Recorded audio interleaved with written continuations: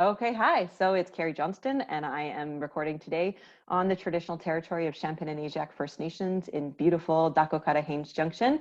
And my guest today is Sophie Villeneuve, and she is in Kwanlin Whitehorse on the traditional territory of T'an Council and Kwanlin Dun First Nation. Welcome, Sophie. Thanks, Carrie.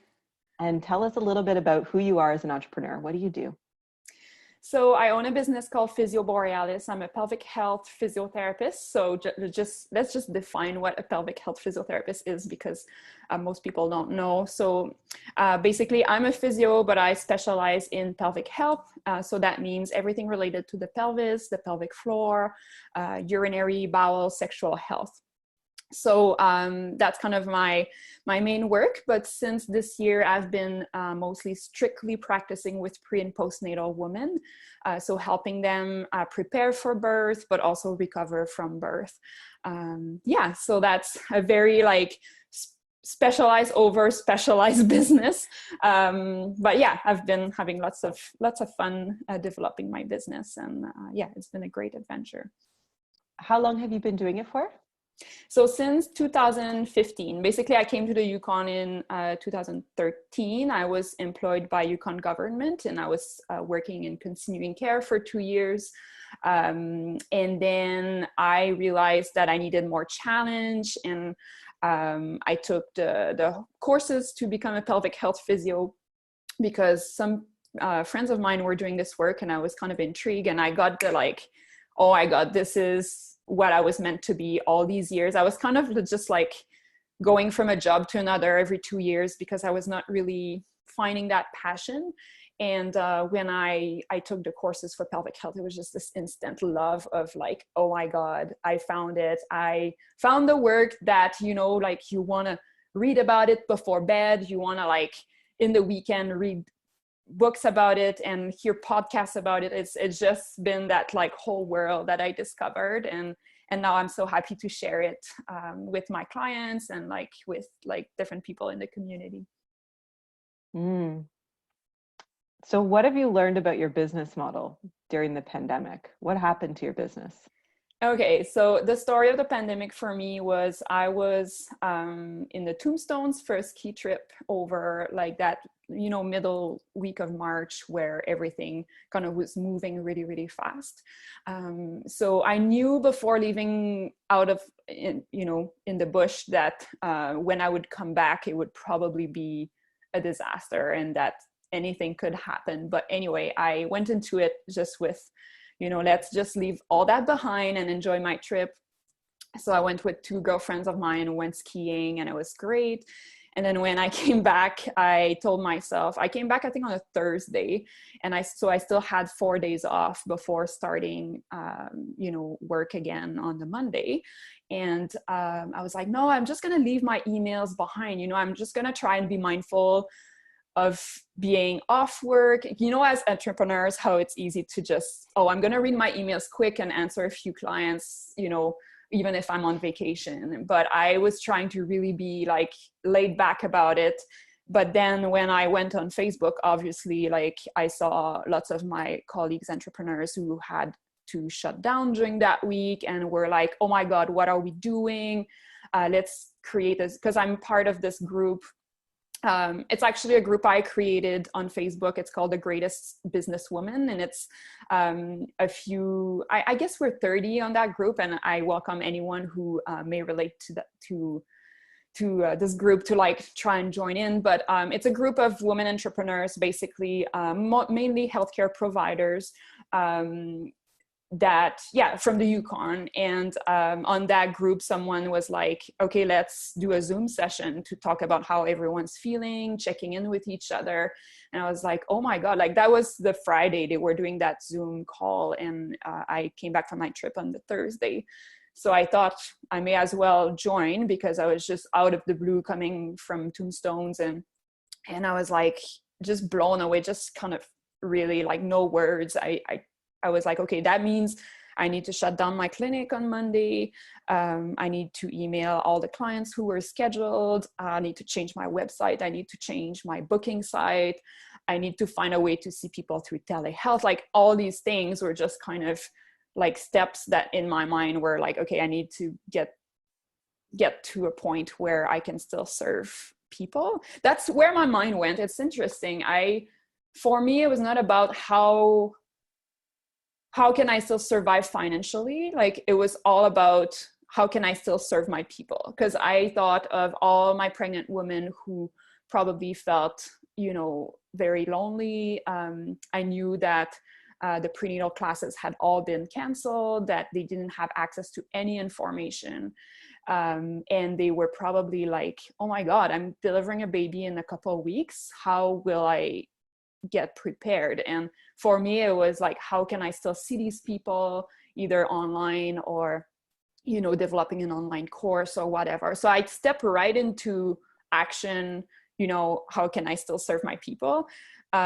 Whereas I know some people were more like, how can I access the CERB, and how can I like do all the paperwork for financial support, which, I was really privileged in my situation to not be financially stressed because my partner had a Yukon government job.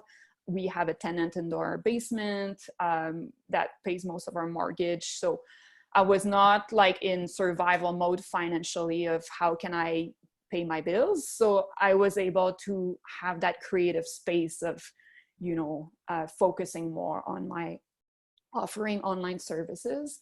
So yeah, that was my couple days coming back. And I mean, I've always been someone who falls back, like adapt very quickly to new situations. So I remember that on Monday, everything had been changed on my website.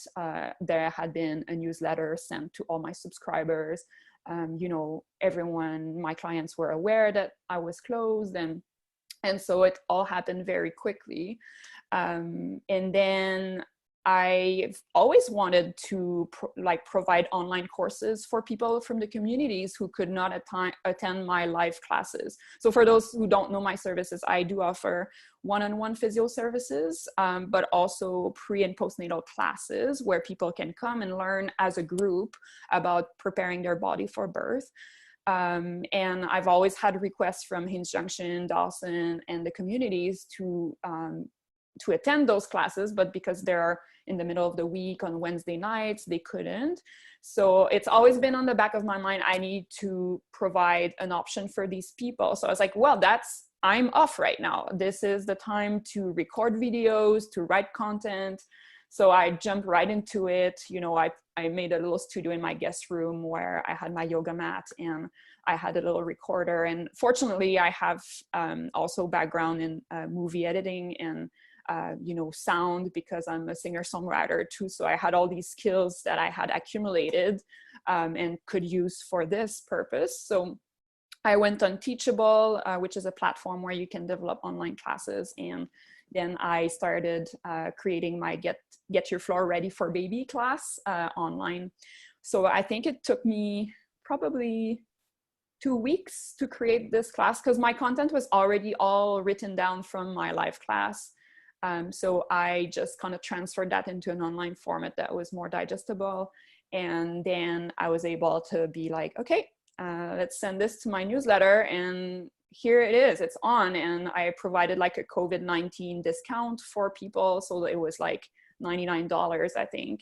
And I got like 30 people who purchased it right away. So, it was just like, okay, let's see what are the opportunities in this situation and how I can kind of bank on that right now, as opposed to just be sitting at home feeling miserable. So yeah, so that was my few weeks in the pandemic. That's amazing. I'm really truly inspired by all of that. I think there's a lot there. The passion for lifelong learning and like acquiring those new skills is really evident in everything you just said there. And could you just speak to like how lifelong learning is like how you bring that practice into your life? Lifelong learning, you mean like what do you mean? Like your interest in, your curiosity for education, for learning more. I don't know where that comes from. My dad has always been I think it comes from my dad. He's always been very, very curious about things and very innovative. he has a business too, and so in construction. But yeah, seeing him like develop as an entrepreneur, I guess, inspired me a lot. But I've always been someone who see opportunities in things, like, you know, if as opposed to hire someone to make a music video, I was like, well, let's see how I can learn to do it. And I never knew where it was coming from, but I always knew maybe sometime in life it's going to serve me, you know. And that time was now, you know, like now I didn't have to be like, oh, how does this iMovie is working? I mean, it's not like a professional video, but it still works and it provides the information. Yeah, so I've always been like that. I don't know, it comes from the heart. And even starting my business, I created this YouTube channel. I was like, oh, let's just show people how to take care of their pelvic health, you know, like why tight pelvic floors are not good, for example. So I make a little video about that, a little tutorial. And I was like, I don't know why I'm doing this. Like, it takes so much time, and I don't even know if it brings clients to the door, but somehow I was doing it because out of passion. And I've had a job in the past in Quebec where I was a teacher for a physio school for a year. And that was really like my dream job, to be a teacher. I really love sharing with students, finding new ways to teach, to engage them. And losing that, or not losing that job, but then I moved on to something else because my partner was moving to Quebec City. So anyway, I left that job, and I had never found a way to really get back into teaching. You know what I mean? Because I had always like jobs where it's like 8 to 5, where you treat patients, and yes, you educate your patients, but it's not the same as being in front of an audience. Like, it's a very different kind of teaching when you do one-on-one teaching. So through my business, I was like, okay, now I have full like freedom. I can do what I want. I can give group classes. I can create a YouTube channel and talk about the stuff I like talking about. So that was, yeah, so it was always a passion of mine to teach, but yeah, finding ways to be creative through my practice, through my business, to share that passion was really fun.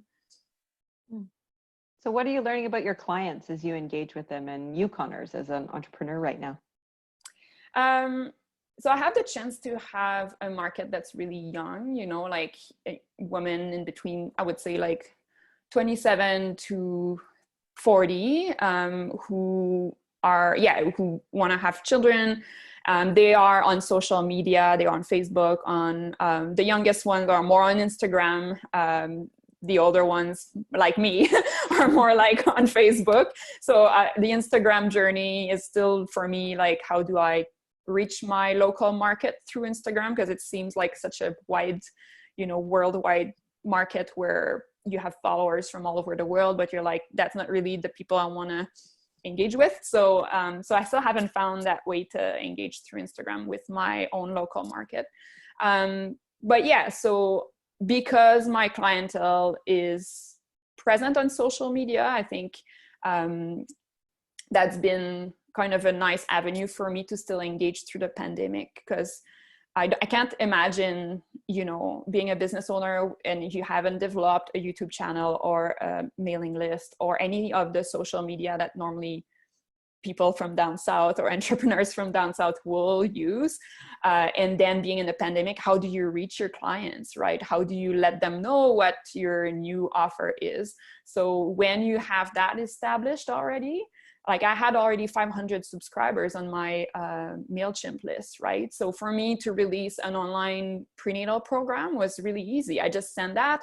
And then even if these people are not pregnant, then they have friends who are pregnant, they'll send the email, right? So it's like exponential. But if you have no audience, who do you send that to?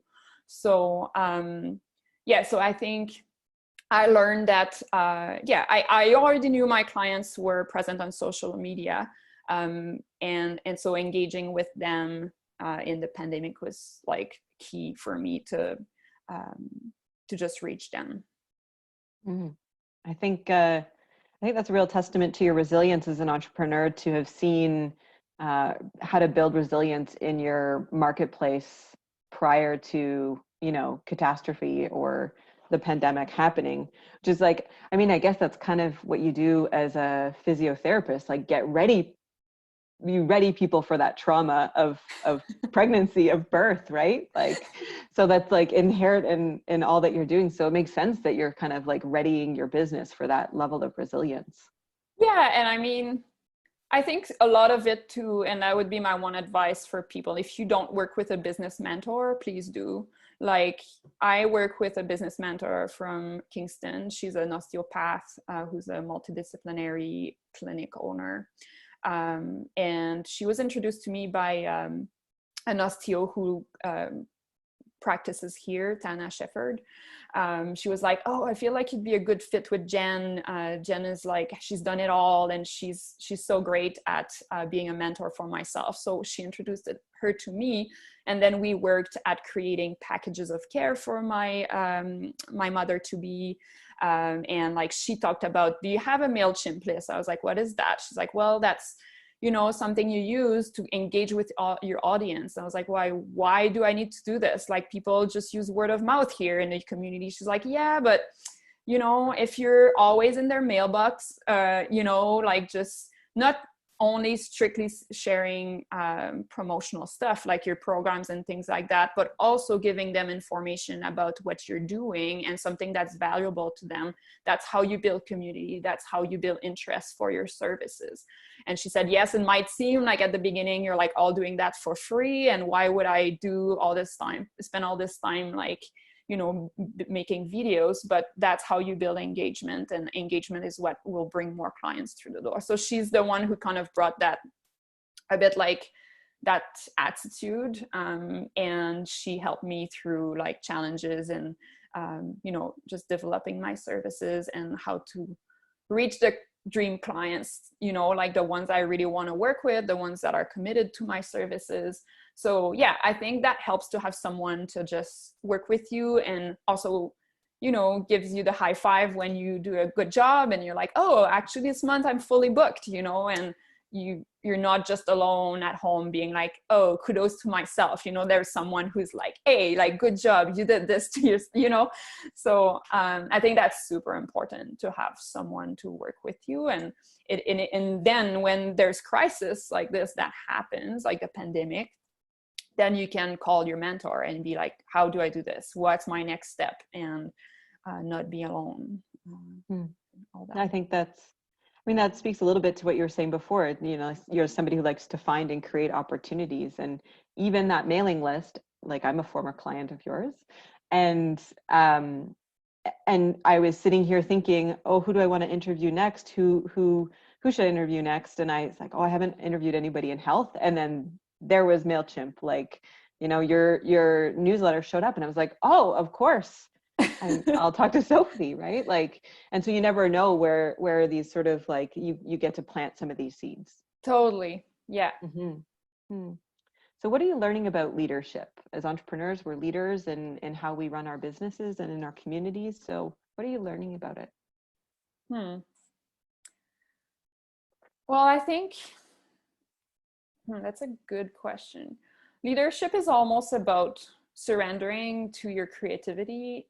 To me, it's not about, I want this, like, this one outcome out of it, and these are the steps. It's almost like, my gut feeling is that I should be there for my clients. So what is your gut feeling? And then just following your intuition in terms of what you should be doing. Because when I was looking at social media, and a lot of entrepreneurs were like, this is the paperwork for the CERB, and this is, they're really, some of them were really focused on how to get the money from the government. And I was just like, this is not my first instinct to be spending my time in that right now. And as I said, I had a context where I was privileged to not have to do that. But my instinct was like, I need to develop my online course, right? So I followed that. So yeah, I think leadership is about having a vision for what it is, that your gut feeling is telling you to do, and then just respond to that, and just don't limit yourself to maybe what other people are doing, or like what is the norm in the territory, or, you know, like, if I wanted, I could try selling my programs worldwide if I wanted. And I know this is an option, but I just don't, I know the efforts I would need to make to build my fan base, and I'm not there yet. I'm just feeling a bit run down from all this stuff. But, you know, I don't limit myself. I'm like, yeah, tomorrow morning, if I decide that I want to sell my program worldwide, I know that I'm going to call my mentor and we're going to make a plan to reach more people. And, you know, so yeah, just don't, leadership is about having a vision, following your gut feeling, working with a mentor, and not limit yourself. Don't put any like barriers. And I've read this book. I don't know if you've read it, Carrie. It's called The Illusion of Money. Nope. You read that one? It's by Kyle Cease, I think his name is. And I got it as an audio book because I was like, I can cook and just listen to it. And he's he's an actor, and I really like his style of writing. But he's about how the idea of wanting money is limiting your creativity to have even more money. And so how to create abundance through creativity. And there's several exercises through this book. And one was like, write down all the things you do, like all the things you do in your week, and write on out of 10, how much enjoyment you're taking from it. And then you make an average of all your numbers. And so if you get like a 6, you're like, oh, you know, what can I remove from those low numbers? Like maybe scrolling on Facebook, or, you know, doing things that don't really bring joy and spark joy. And so it's a really cool exercise. And then what are the ones that actually spark joy? And how often do I do this? You know, like going climbing or going mountain biking or whatever, or engaging with friends. And so, and then the idea is the more you have high numbers, the more you get into that creative space because you're feeding your soul. So yeah, that book I read like in January or something. I maybe had an instinct that something was coming, or, but yeah, I think it really helped me to kind of redefine my priorities and just lead from the heart as opposed to lead from a place where you want to get a certain outcome for your financial numbers or whatever. So how are you thinking about your business differently now? Like when you're casting your eyes forward, what are you thinking about? So you mean in relation to what happened with the pandemic, or? Yeah, I mean, you've done so much, and so you've kind of given us like you've already laid a lot of this groundwork for how you've transitioned your business, and even like talking about a global market and turning your like eyes forward. But can you give us a sense of sort of like where you're headed? What's inspiring you right now? That's a good, I think I'm due for like actually sitting down and writing new goals for my business, because now I'm at the point where I'm busy. I have, you know, a good client base. I got a good foundation. And so I need to almost look at, I think developing more passive income, for, because we're interested in having a family too. I'm 35. I know that it's, you know, now, not now or never, but, you know, like as you approach the 40s, you're like, okay, it should be happening soon. So as entrepreneurs, it's always, as female entrepreneurs, it's always like an insecurity of like, how will I make this work when I'm on mat leave? How much time do I plan off work? Because I know from my profession that postpartum journey looks different for everyone, right? So some people in 3 months, they're bounced back, and some others, it takes a year before they can actually feel good. So so I want to plan for at least a year off. So right now I'm kind of lining up to how can I kind of build a comfy financial situation for a potential mat leave. And some of it might come from passive income. So that means income from online classes that I've recorded once, and it provides revenue multiple times. So I think I'm due actually to call my mentor again and be like, okay, I have sold this program. I know there's interest, but right now, because I'm starting my live classes again, there's less interest because people want to come to my live classes. So how can I reach audience that cannot come to my live classes maybe, and just kind of generate that revenue? Yeah, so that's kind of I guess it would be my next step for me. I did something pretty cool during the pandemic. I forgot to mention was the postpartum healing summit. I don't know if you had been made aware of that, but it was already in my plans in June to have an online summit where I would interview, like you're doing right now, different experts in the postnatal field. So I still went ahead with that project, and through Zoom, I interviewed Jocelyn Murphy, who's the owner of Terra Life. She's a great naturopath. She works a lot with the pre and postnatal clientele.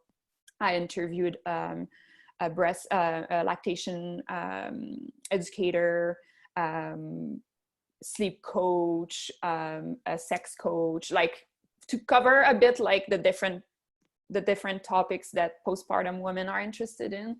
And then I released that, so I was able to reach their fan base too, because they shared the interview and they shared the summit. So now I guess I would have to like kind of reach out to these people again and be like try to build more connections so I can reach their audience for my online programs maybe. But that's just one thing that could happen, but there's probably other strategies too that I could do. That sounds that's fantastic. I mean, and like that's part of it, that, like building these interconnected networks, these relationships, that comes up a lot in the podcast, especially when we were first responding. That was like the main thing people were saying at the beginning back in April and May, is like reach into your networks, draw your inspiration from your peers, from what you're like where can you learn, where can you find your opportunity, and where can you find your strength. Exactly. Mm-hmm. Awesome. So what is your wellness practice? What's been kind of keeping you grounded? Has it changed at all during the last couple of months? What are you learning? So for myself, to keep myself sane. Yeah. Well, I think that's a point of weakness there, like, because I did reach a point, I think it was 3 weeks ago, where I felt so tired. I went for a mountain bike ride one day, and I almost like, I told my partner, I think I need to lie down right now. I just felt so dizzy, and I felt run down the whole week. And then I looked at myself and I was like, when did I actually stop since the pandemic? You know, like people look at it, they're like, oh yeah, you were off for 6 weeks. No, I was not off. I was surviving. I was trying to find new ways. And even though it seems like I was, you know, I knew what I was doing, but it was really exhausting, and it's very stressful to be in the unknown. And I didn't know, like maybe I would have been allowed to reopen in September and have the whole summer without income. So, you know, when you don't know when this will all get started again, it's really hard to keep your head up. So anyway, yeah, I felt really, really run down, and I realized that I didn't really take care of myself during this whole time. In the weekends, we were doing home renos. We're like, yay, we have time. We're stuck at home. Let's like put a wood stove in and do tiling and all this stuff. And so I didn't have much rest. And so very like recently this week, I discovered yoga with Adrienne on YouTube. And she's one that I really admire. She has like 7 million followers. She's very like authentic in do you know her? Oh yeah. I mean, I might be very late to this whole yoga with Adrienne thing, but I find a lot of peace like practicing yoga every day and just sitting and have this time for myself. And so I think I should have done that much earlier. So yeah, whatever it is that you like doing and you feel comfort in, or some sense of peace, I think is important to do on a daily basis. Just to, even I'm thinking of my, you know, mothers such as yourself, you know, like right now I'm just on my own, right? So it's easier to find that time for myself. But like as you grow a family, I think like having, you know, a 15 minutes where you can just be yourself and and just do whatever it is that you like doing for yourself is super important. And that's what I realize now, just feeling like I hit that wall and being surprised about it, but then realizing, okay, that's not actually really surprising. So it's interesting, you know, you're a healthcare provider, you tell people all the time, like, take this time for yourself, and then you just realize you're not doing it for your own health. Yeah. Yeah, that's very insightful, and I think that's I'm getting that sense from a lot of people, like as we've sort of like as we're talking about here in the territory, this new normal, or whatever this like next stage of our sort of pandemic response is going to look like. And there's been a lot of pretty profound insights that people are experiencing when they've been running, you know, the whole time to kind of keep up with everything that's changing so quickly, and operating in such an insecurity, and, you know, in such a destabilized way that can be, you know, it can be hard to stay grounded, and it sometimes takes very new techniques to get there. Totally. Yeah. And it's interesting how, you know, one day I realized that I was like, and my dad was saying, you guys have never been through like a crisis as your generation, you know, like you've never been through war, you've never been through like major, you know, disease, or like the Spanish flu, or like things like that. And so he's like, it's actually a good lesson to stop spending that much, like as soon as you have a bit of money, and just kind of provide yourself with a bit of security before you can like get crazy. And I think he's right, because I realized one day you're super busy, you feel super like hot in your field, and you're like, things are going well for myself. Oh, I'm so glad to be an entrepreneur. I'm so glad I quit that YT job, and I feel so proud of myself. I have so much freedom now. But then there's something that hits that's super out of your control, and suddenly you end up like being in a very insecure space. So it was just a good kind of reminder for me of, don't take your practice and your business for granted, and always kind of plan for the worst. Mm-hmm.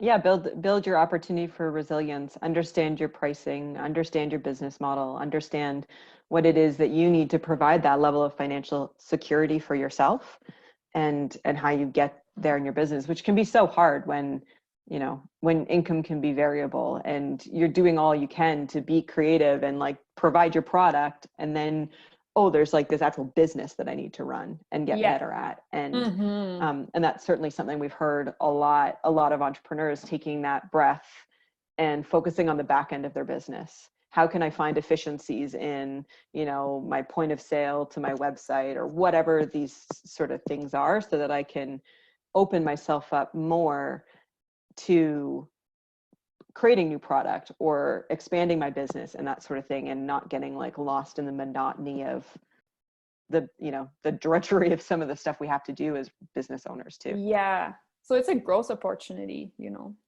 but I don't know how people did when they have a lease to pay, or, you know, employees, they're responsible for other people's income. Like I'm feeling so good that I was just myself with my little rent, you know, that was not that much. And it was a pretty simple situation for me versus other like physio clinics who had like 10 people working for them, and then suddenly had to do all these online videos, are maybe not used to it, you know.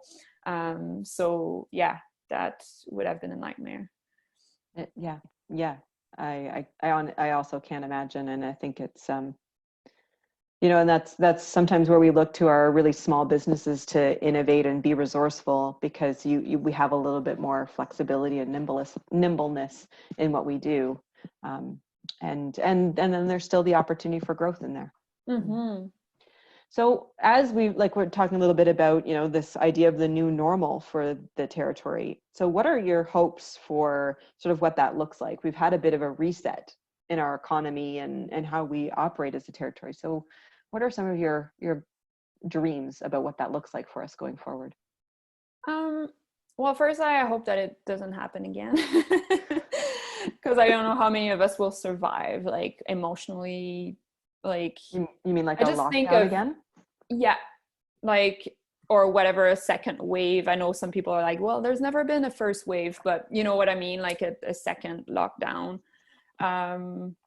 Yeah, because it's really nerve-wracking to, from a day to another, having to change your website, change everything, inform your clients. Like it's a lot of adaptation. And so I hope that people will be respecting the rules and not, you know, looking at phase 3, you know, just kind of not getting too crazy so we don't have to go through this again.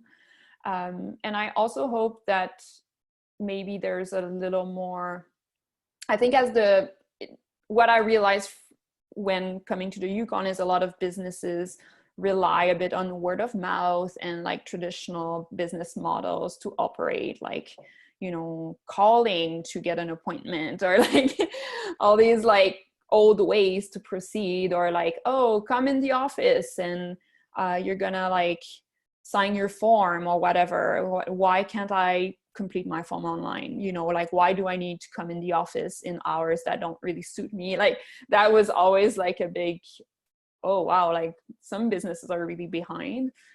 So I'm hoping that the pandemic kind of brought this freshness of like, oh, how can we work online now? How can we kind of move towards something a little more efficient and provide better services for the population? Yeah. Mm-hmm. Yeah, yes, because like there's a lot of that. I hope that for us too. I hope that we do embrace, you know, the efficiencies of what technology allows us to do. Not all of it, right? Like we still deeply need that interpersonal relationship, but I hope that we use this opportunity to sort of push our business community a little bit further towards finding efficiencies and being more resourceful in what we have, yeah, so that we can be innovative. And I think one big big advantage anyway for healthcare providers is opening yourself to work online so you can work with people from the communities and stop being like, you need to come in to Whitehorse, right? So I've had a few people from the communities reaching out and being like, hey, I'm interested in learning more about how I prepare for birth. Can we meet through telehealth? And of course, like there's things you can teach that don't require the hands-on. And so yeah, I think it kind of put the systems in place so we can actually reach more people from the territory and stop thinking that Whitehorse is a center and, you know, you need to come to Whitehorse to get services. So I think it'll be good for the communities. I was always really grateful to you as an entrepreneur for coming to Haines Junction, for coming to our community to provide that support when there was sort of a critical mass of potential clients for you, which you know, you were able to find through social media, and that was wonderful. Yeah, through the like Facebook group, hey people, I'm coming to Haines Junction. So funny. Yeah, But that that's was the great. best way to reach you guys, I found. Totally. Any aha moments for you? Anything where like you've had a bit of a worldview shift or just like a light bulb moment over the last couple of months?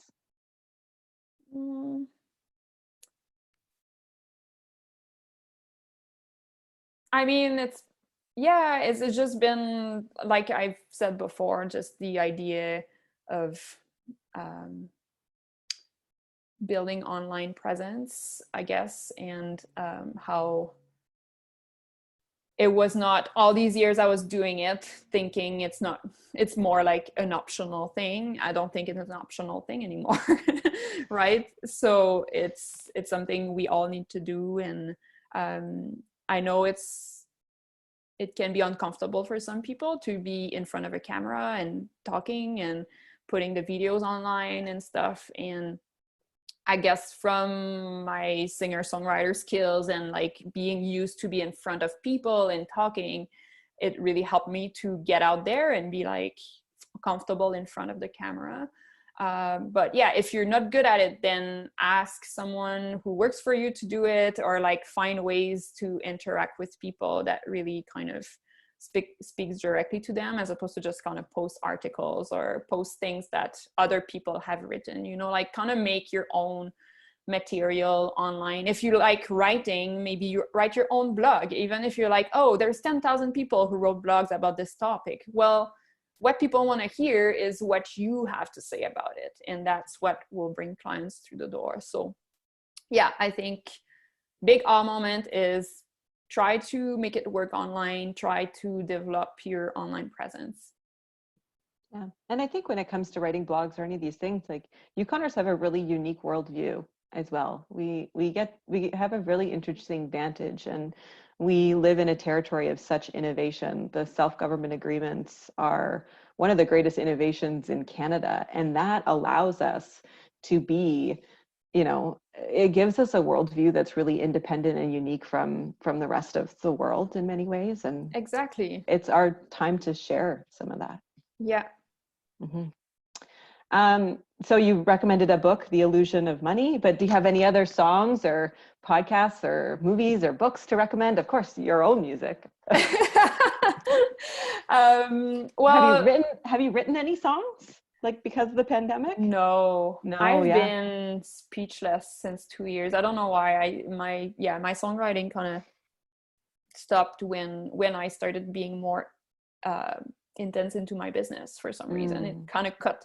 It's like an inspiration for one project. I'm kind of a black and white a bit kind of person. So it's like, okay, now the music hasn't worked or whatever, like whichever career I was reaching to achieve, like, didn't work. So I'm like, now I'm full on business. This is what I'm doing. So I kind of put everything aside. I'm still doing gigs. So I'm playing the songs I wrote, but I haven't written any new material.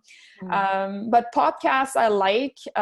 There's one called the Pelvic Messenger. Is it the Pelvic Messenger? Yeah. And there's a pelvic health podcast too, it's called. And I like it because she interviews different experts in the pelvic health field and just kind of bring light into the research that's been about it. So I like just keeping myself up to date, because it's so easy to just keep practicing the way you've done. And for me, I like taking at least one course a year in my field to just learn more and bring another piece to the puzzle. So yeah, I really like those two. And there's another one called To Birth and Beyond. And it's by a pelvic health physio in Ontario. And she interviews different people from pre and postnatal care. And so that's my favorite podcast. I look like a nerd right now, just kind of listening to podcasts related to my profession. I also listen to the Q podcast too. I like that one. And otherwise, yeah, I read fiction books in French. Oh, that's good. Awesome. Okay, well, thanks so much for your time today. Yeah, thanks so much for having me. And thanks for the opportunity to share about this. I realized I had lots on my heart almost, and it feels like lighter to have shared the journey through the pandemic. Oh, well, thanks so much. Okay, bye. Bye.